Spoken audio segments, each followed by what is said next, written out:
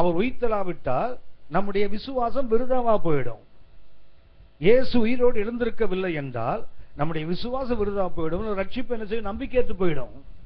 அப்படின்னா முதலாவது என்ன உதாரணம், எந்த நிரூபணத்தை சொல்லுகிறார் என்றால், உயிர்த்தெழுதல் இருக்குங்கிறதுக்கு முதல் அர்த்தம் காரணம் என்ன? நான் ரட்சிக்கப்பட்டிருக்கிறேனே, நாம் ரட்சிக்கப்படுகிறோமே. யோசித்து பாருங்க, ஒரு பிறவி குருடன் உட்கார்ந்து இருக்கிறான்.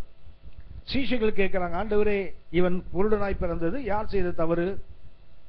அப்பாவா இல்ல தாத்தாவா இல்ல இவன் செய்த பாவமா? ஏன் சொல்வாரு, யார் செய்த பாவம் இல்ல, தேவனுடைய கிரியைகள் வெளிப்படுவதற்கு இப்படி பிறந்திருக்கிறான்.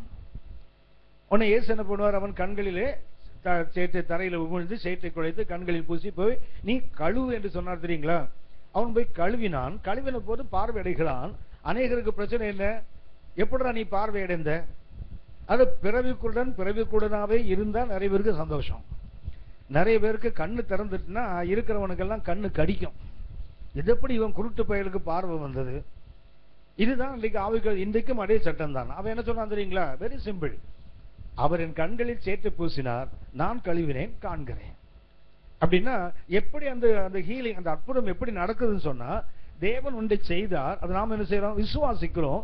விசுவாசிக்கும் போது அந்த காரியம் செயல்படுகிறது. இதுதான் ஒரு அற்புதத்துக்கு மிக எளிதான ஒரு ஃபார்முலா. அப்படியான அந்த ரட்சிப்பு வந்து என்ன? அவன் எனக்காக உயிரோடு எழுந்தார்.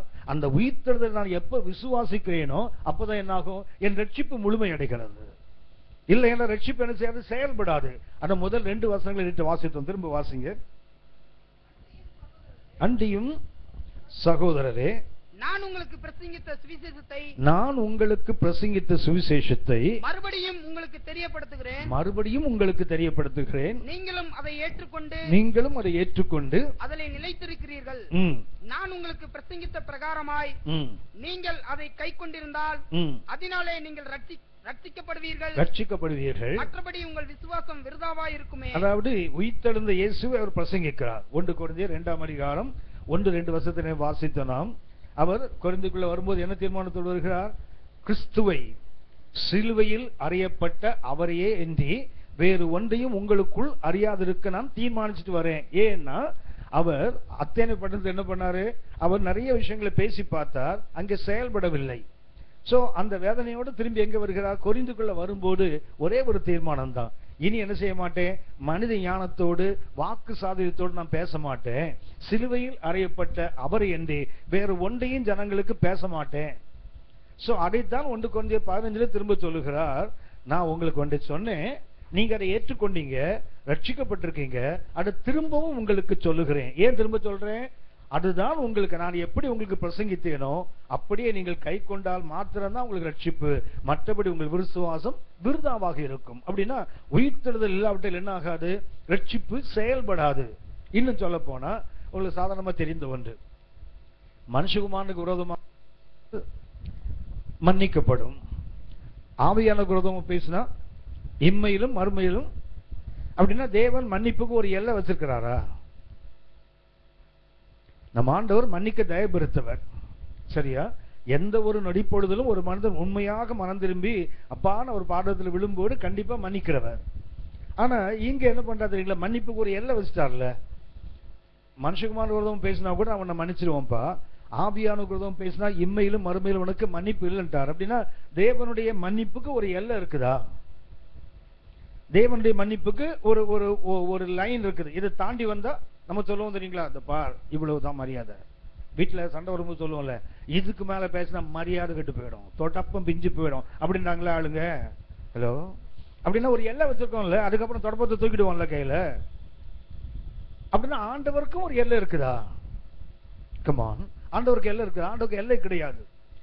ஏன் ஆவியான பேசினா மன்னிப்பு இல்லைன்னு சொன்னா கவனித்துக் கொள்ளுங்கள். இந்த திருத்துவத்தில் ஒரு விசேஷம் என்னன்னு சொன்னா, பிதா தன்னை பற்றி பேச மாட்டாரு, அவரை பற்றி இயேசு பேசுவார். எந்த இடத்துல பாருங்க, இயேசு தன்னை விட யாரை உயர்த்துவார்? பிதாவை தான் உயர்த்தி காட்டுவார். அதுதான் இன்னைக்கு பாத்தீங்கன்னா ஜெகோவா விட்னஸ் என்ன சொல்றான் தெரியுங்களா?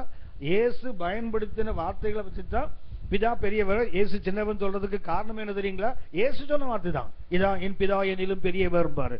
அவரே சொல்லிட்டாரு, அப்புறம் உனக்கு என்ன வலிக்குதுமா? இயேசுவே சொல்லிட்டாரு, எங்க அப்பா தான் பெரியவர், நான் சின்னவன் சொன்ன பிறகு உனக்கு என்ன வலிக்குதுன்னு கேட்கிறான் ஆளு. அப்படின்னா இயேசு தன்னை பற்றி பேச மாட்டார். யாரை பற்றி பேசுவார்? பிதாவை உயர்த்துவார், எல்லா இடங்களும் அவரை உயர்த்துகிறார். அடுத்தது இயேசு அவரை பத்தி பேச மாட்டாரு, ஆனா ஆவியானவர் அவரை பத்தி பேசுவார். சொல்லுவார், என்னிலிருந்து எடுத்து அவர் உங்களுக்கு உரைப்பதினால் என்ன மகிமைப்படுத்துவார். ஆவியானவர் யாரை உயர்த்துவாரு?